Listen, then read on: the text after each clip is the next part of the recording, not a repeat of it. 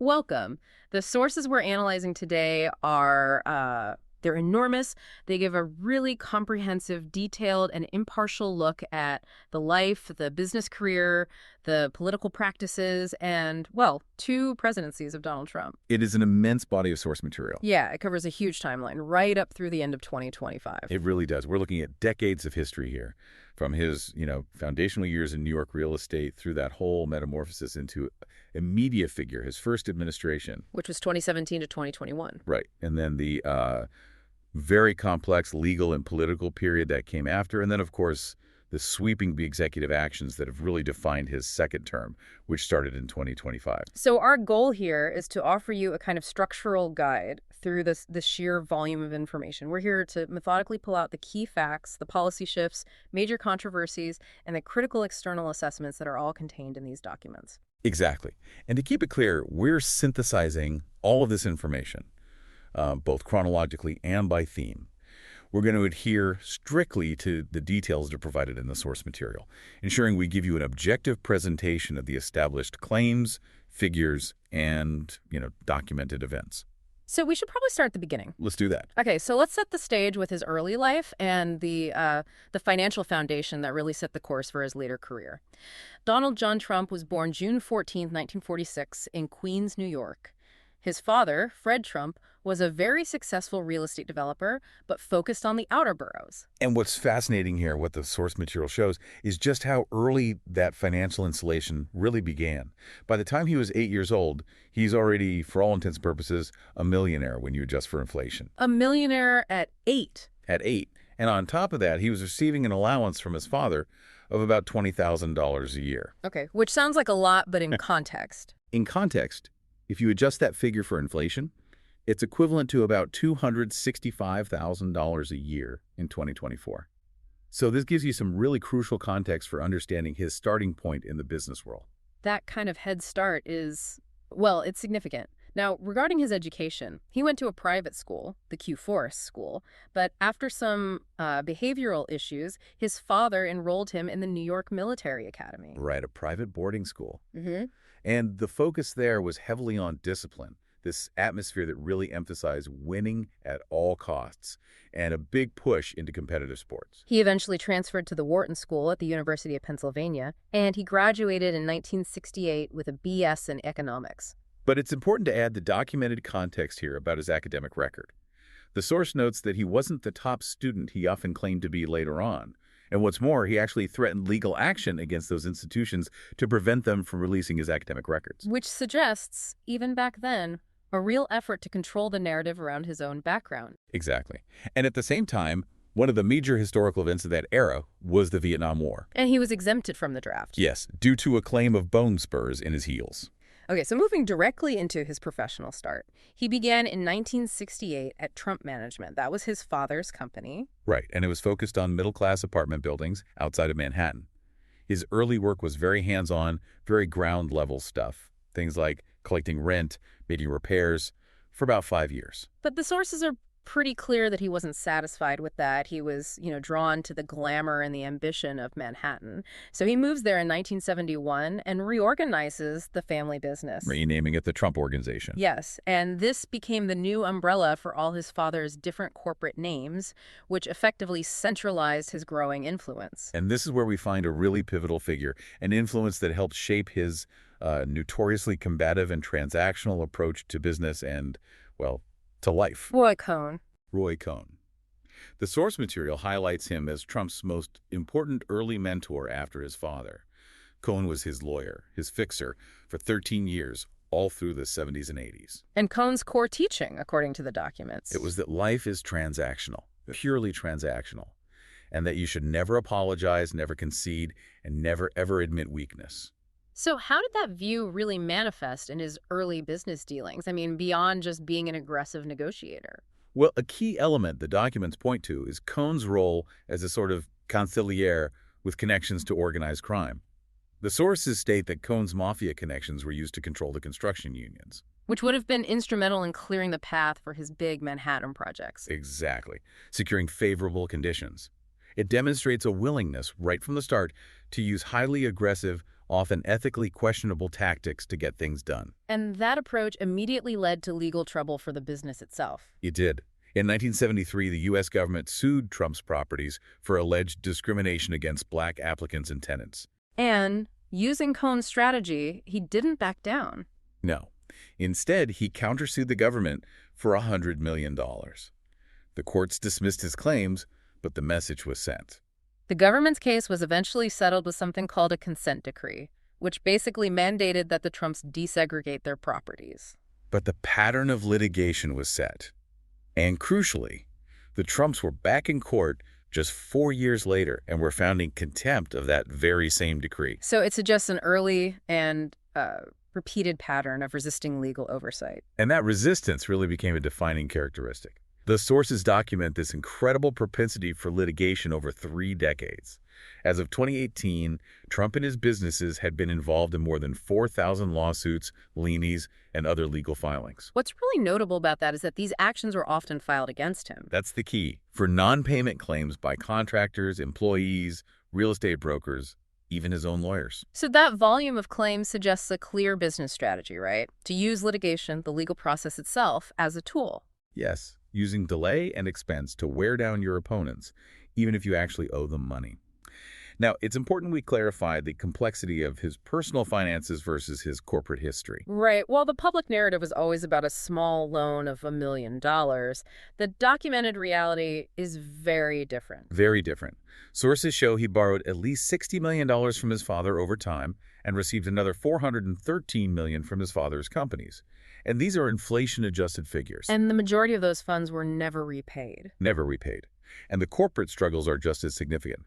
Between 1991 and 2009, 6 of his key businesses filed for Chapter 11 corporate bankruptcy protection. This includes the famous Plaza Hotel, which he'd bought, the casinos in Atlantic City, And the Trump Hotels and Casino Resorts Company itself. And it's really essential to detail the severity of that 1995 financial crisis he faced. The sources describe it as a vast and humiliating restructuring. It was.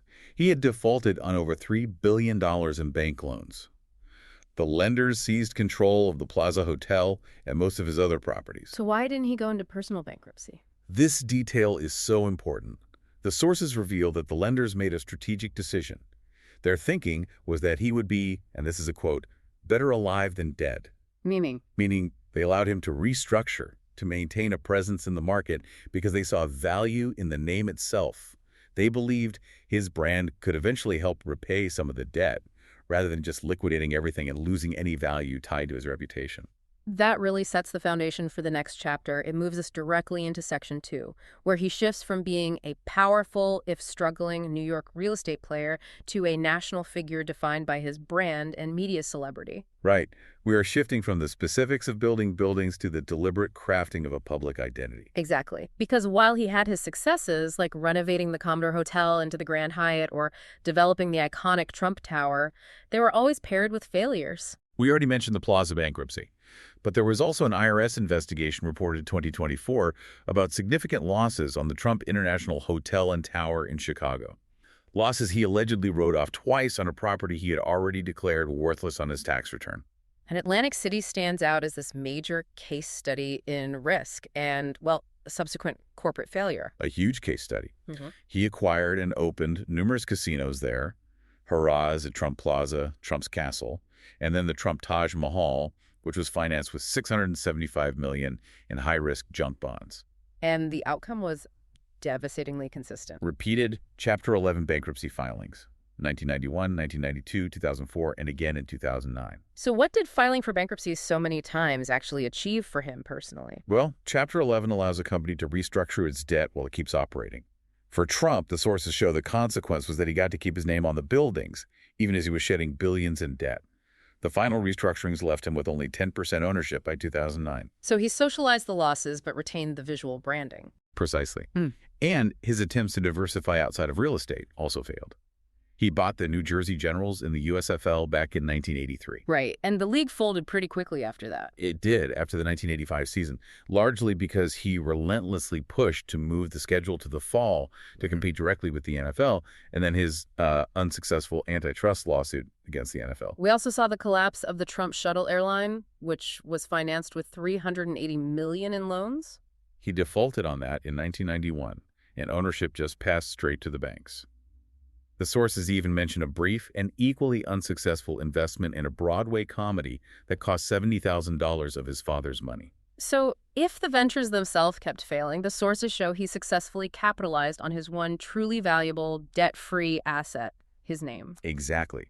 Over 50 licensing and management deals involving the Trump name generated at least $59 million.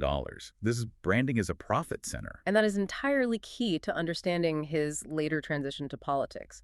The identity became the commodity. The documents also shed light on his very aggressive stock market strategy in the late 80s, which involved greenmail. Okay, could you quickly define greenmail for you listening at home? Sure. Greenmail is when an investor buys a big block of shares in a public company and often suggests a hostile takeover might be coming. The goal isn't actually to take over, but to drive the stock price up.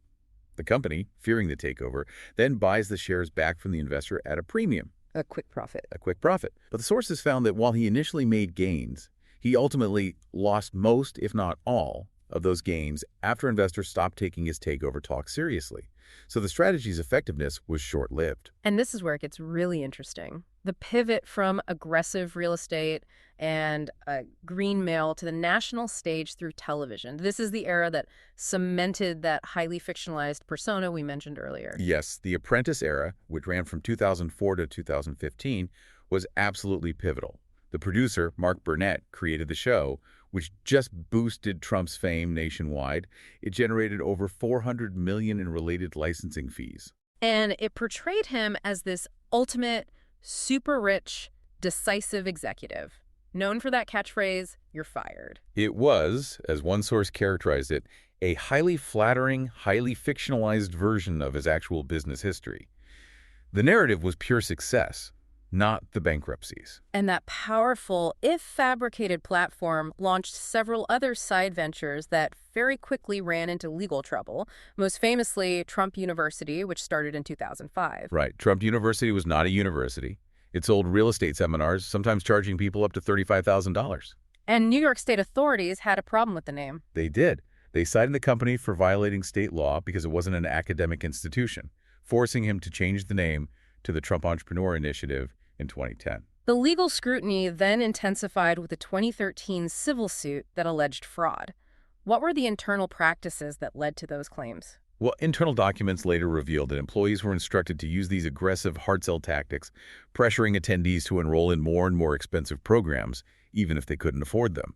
And the lawsuits were eventually settled for $25 million shortly after he won the 2016 election. Which allowed him to avoid going to trial on the matter while he was president. Finally, before we move into politics, we have to look at the documented issues surrounding the Donald J. Trump Foundation. The foundation, which was established in 1988, really highlights some major ethical and legal problems that are documented in the sources. After 2008, Trump himself stopped donating his own money to it. He relied on other donors. Yes, millions from other donors, including a $5 million contribution from Vince McMahon. So what were the specific legal findings against the foundation? In 2016, reports uncovered potential legal and ethical violations, including illegal self-dealing, which is using foundation money to benefit Trump or his businesses, and tax evasion. And the New York Attorney General got involved. Yes, eventually ordering the foundation to cease all fundraising because it was violating state laws about required audits. The foundation dissolved in 2018. The final legal fallout came in 2019 when a judge ordered Trump to pay $2 million to a group of charities for misusing the foundation's funds. And those funds were used in part to finance his presidential campaign. That's right. So with the brand established, the bankruptcy is sort of in the rearview mirror, and the legal settlements managed, the sources show us how this carefully constructed public identity finally allowed him to pivot to the political arena. Which brings us to Section 3, the first presidency. And it's necessary to first note his shifting political identity over the years. The sources detail his affiliations included Republican, Reform, Democrat, and Independent before he finally secured the Republican nomination in 2016. The 2016 campaign was built on a very distinct platform of America First foreign policy. This included non-interventionism, protectionism, and a promise to renegotiate key trade deals like NAFTA and those with China. And domestically, the central focus was that vow to build a wall on the U.S.-Mexico border, which Mexico would supposedly pay for. Alongside large-scale deportations of illegal immigrants and criticizing birthright citizenship. And the source material is very explicit in how it characterizes the campaign rhetoric he used, describing his appeals as explicitly racist and sexist.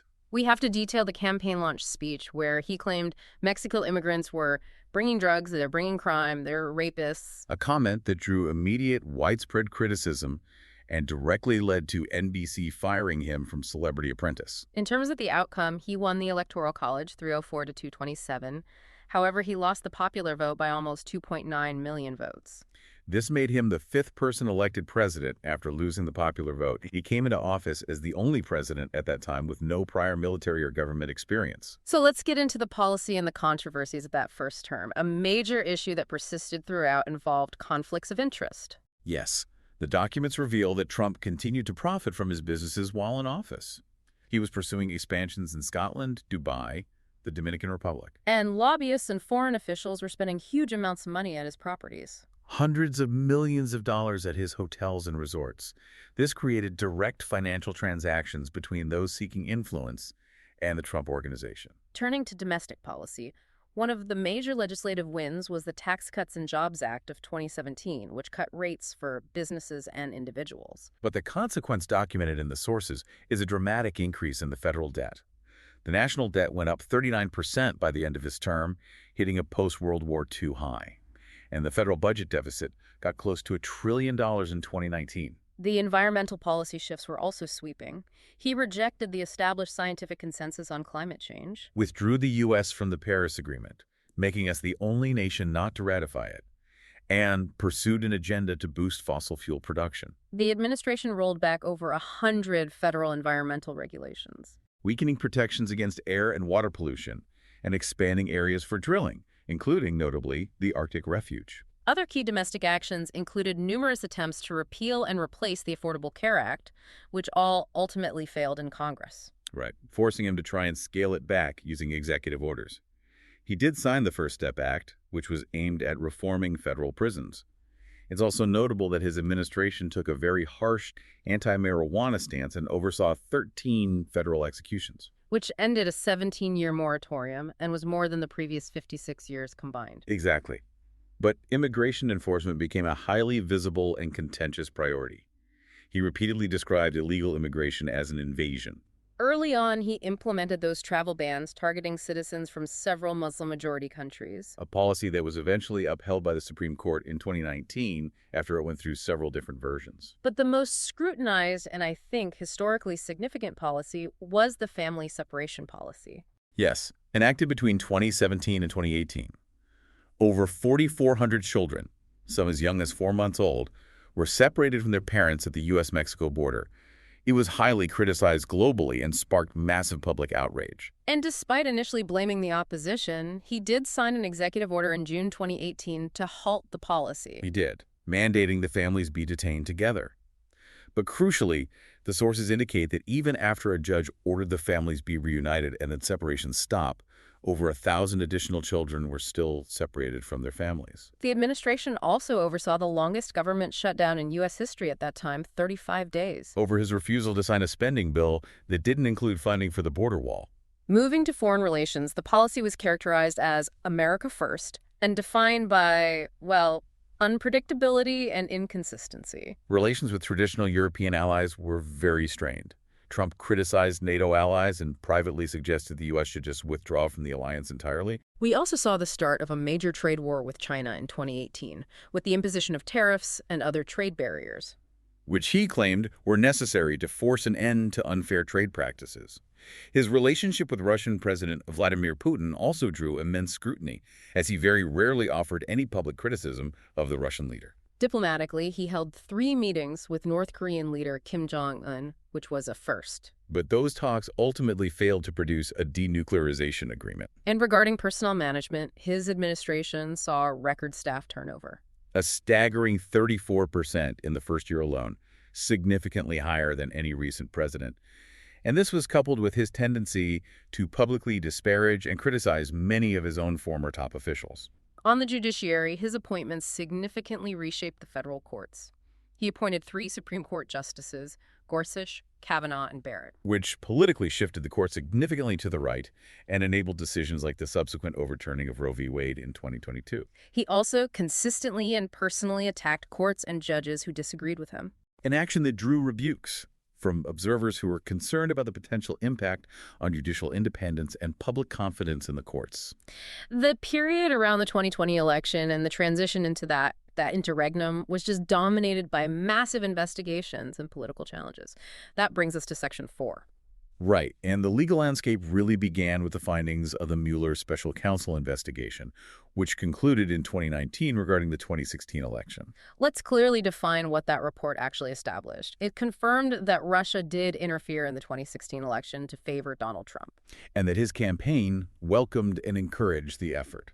However, the evidence didn't establish a criminal conspiracy or coordination with Russia. But significantly, the report also detailed 10 instances of potential obstruction of justice by Trump. It did, but it deliberately did not draw ultimate conclusions, instead leaving the decision on whether to charge to Congress. Which led directly into the 2 impeachments. The first, in December 2019, charged him with abuse of power and obstruction of Congress. Stemming from his actions, pressuring Ukrainian President Volodymyr Zelensky to investigate the Bidens. He was acquitted by the Senate in February 2020. The second impeachment followed the January 6, 2021 attack on the U.S. Capitol, with the House charging him with incitement of insurrection.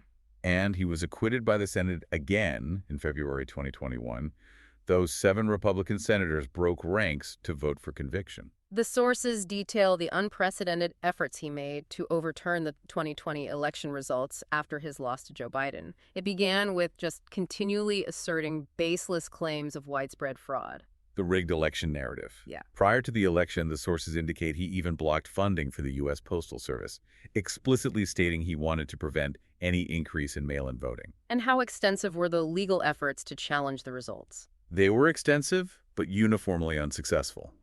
His team filed dozens of lawsuits challenging the results, and they were rejected by at least 86 judges across the political spectrum. Including judges he himself had appointed. Yes. The rulings consistently stated that the claims had no factual or legal basis. And beyond the courts, we saw clear pressure applied directly to officials. Exactly. The sources document him personally pressuring state officials, like the Secretary of State in Georgia, on a recorded call where he asked them to find the votes needed to reverse the state's result. He also pressured Vice President Pence to halt the certification of the electoral votes on January 6th. Arguing Pence had authority that he did not legally possess. Then at the January 6th rally, he urged his supporters to fight like hell and march to the Capitol. Which resulted in the disruption of the certification process and several casualties. The event has been described in the source material as an attempted self-coup. This period between presidencies, 2021 to 2025, was just consumed by political activity and extensive civil and criminal legal fallout. Starting with civil liability, he faced 2 high-profile cases from the journalist E. Jean Carroll. He was found liable in the first civil case for sexual abuse and defamation, which resulted in a $5 million award. Then, in a subsequent defamation case, he was found liable again, leading to an $83.3 million award. And appeals courts upheld both of those findings and the monetary awards in late 2024 and mid-2025. They did. What about the New York civil fraud case, the one about the Trump Organization's valuation? That case found him liable for inflating the value of the organization's assets. He was originally ordered to pay nearly $355 million plus interest. But an appeals court in August 2025 upheld his liability and the non-monetary penalties, like the restrictions on his ability to run businesses in New York, but avoided the massive fine. Right, ruling it was excessive based on state law. Now, on the criminal front, the status of several high-profile federal cases changed dramatically after his successful 2024 campaign. This is a critical point that requires some clarity. The classified documents case, which involved charges under the Espionage Act, was dismissed in July 2024 by Judge Aileen Cannon. She ruled that the special counsel's appointment was unconstitutional. And then, after he was reelected? After the election, both the classified documents case and the 2020 election obstruction case were dismissed by the Justice Department. So why were they dismissed? And what does dismissed without prejudice mean for you listening? Well, the dismissals were based on a standing Justice Department policy that prohibits prosecuting a sitting president for crimes. The idea is that it's too disruptive to the executive branch. The phrase dismissed without prejudice is legally significant, though. It means the charges aren't permanently dropped. So if he were to leave office before the statute of limitations runs out? The Justice Department could, theoretically, refile those charges. This is in sharp contrast to the hush money case in New York. Indeed. In May 2024, a jury convicted him on 34 felony counts of falsifying business records related to payments made to Stormy Daniels.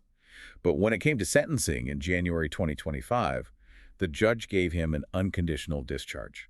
What exactly is an unconditional discharge in this context? It means no penalty was imposed, no jail time, no fine, no probation. The judge cited concerns that any punitive requirements would interfere with the president's ability to perform his duties and invoke the idea of presidential immunity in delivering that outcome. During this interregnum period politically, he continued to dominate the Republican Party. One 2022 profile described him as a modern-day party boss. And this period was also defined by his media ventures. He launched Truth Social in 2022 under Trump Media and Technology Group, which later became a publicly traded company. We also have to note the financial drain of all these legal battles. By March 2024, his campaign had diverted over $100 million in donations just to cover his mounting legal fees. All of this led to the 2024 campaign and the beginning of his second term, which brings us to Section 5. The second presidency, which began on January 20, 2025, set several historical precedents right away. He became the oldest person to assume the role, the first president with a felony conviction, and only the second person in U.S. history to serve non-consecutive terms. And the administration's focus immediately shifted to an extraordinarily aggressive use of executive power. The documents reflect a massive scale of executive actions. By late March 2025, the sources show he had issued more executive orders in his first 100 days than any previous president. This drew unprecedented legal resistance, with over 300 lawsuits filed nationwide against his orders. And by mid-November 2025, the sources confirmed that 149 of those actions had been blocked or partially blocked by the courts. Following these substantial legal setbacks, his public criticism of the judiciary just intensified significantly. He began calling for the impeachment of federal judges who ruled against him. A Washington Post analysis in mid-July noted that his administration defied judges and courts in roughly one-third of all cases. An action that legal experts described as unprecedented for any modern presidential administration. And his administration asserted a constitutional right to ignore federal law, citing a maximalist interpretation of executive authority. Speaking of authority and ethics, the breakdown of norms around conflicts of interest continued and expanded in the second term. He kept his ownership in Trump Media and Technology Group, which diversified into financial services. He aggressively pursued new overseas real estate deals, often involving state-affiliated entities. He also personally benefited from two cryptocurrency meme coins named Trump and Melania. Mandatory disclosure in August 2025 revealed he had made hundreds of purchases of municipal bonds and corporate stock, totaling over $100 million since taking office. Including investments in companies directly affected by his own policy changes. Even Air Force One was impacted. The administration accepted a $400 million luxury jet from Qatar in July 2025, which will serve as Air Force One until the end of his term. At which point it will be transferred to his presidential library. Yep. In terms of government structure, mass terminations began immediately. He implemented a hiring freeze and began a review of civil service positions intended to remove existing job protections. The sources detail mass layoffs, with over 30,000 career civil servants fired by late February 2025. The stated goal was to replace them with personnel loyal to his agenda. And this effort was significantly helped by Elon Musk's Department of Government Efficiency, or DOGE. Musk was designated as a special government employee, and DOGE played a central role in dismantling agencies, including USAID and the Department of Education, and attempting to bring historically independent institutions under direct executive control. The administration also immediately targeted diversity initiatives, ordering an end to all federal DEI projects and rescinding the 1965 executive order that mandated affirmative action for federal contractors. The administration's actions were widely described by the media as part of a promised retribution campaign. He moved to weaponize the Justice Department, to target political opponents and civil society organizations, effectively ending the post-Watergate norm of independence between the White House and the DOJ. This involved a cultural crackdown that successfully extracted over $1.2 billion in settlements from institutions like law firms and universities that chose to settle rather than fight his actions. And a major action on his first day in office was granting clemency to all of the January 6 rioters, pardoning more than 1,500 people and commuting 14 sentences. Including for individuals who had violently attacked police officers. Yes. Looking at domestic policy and the economy, he inherited a robust economy with low unemployment and declining inflation. Policy shifts included a move toward what's called state capitalism, Which meant government intervention and partnership with specific industries. For example, the U.S. government taking a 10% equity stake in Intel. That's a significant ideological departure from traditional conservative free market orthodoxy. It makes the government a direct stakeholder in certain industries. His Make America Healthy Again agenda also promoted anti-science and anti-vaccine activism, which led directly to a resurgence of previously controlled diseases like whooping cough and measles. And there was a systemic dismantling of anti-corruption efforts. He reduced the DOJ's public integrity section from 30 lawyers down to 5, fired 17 independent inspectors general, and disbanded the FBI corruption squad in the Washington field office. The cornerstone legislative act of his second term, detailed in the sources, is the One Big Beautiful Bill Act, signed in July 2025. This bill made the 2017 tax cuts permanent and added an estimated $4.5 trillion in new tax deductions, which overwhelmingly benefited the highest income brackets. And what was the stated cost to the lowest income bracket? The documents indicate the new tax structure cost people in the lowest income bracket an estimated $1,600 per year. The bill was also structured around significant cuts to social safety nets. It cut funding for Medicaid and SNAP benefits, adding new work requirements. Right, and those requirements are strategically slated to take effect after the 2026 general election.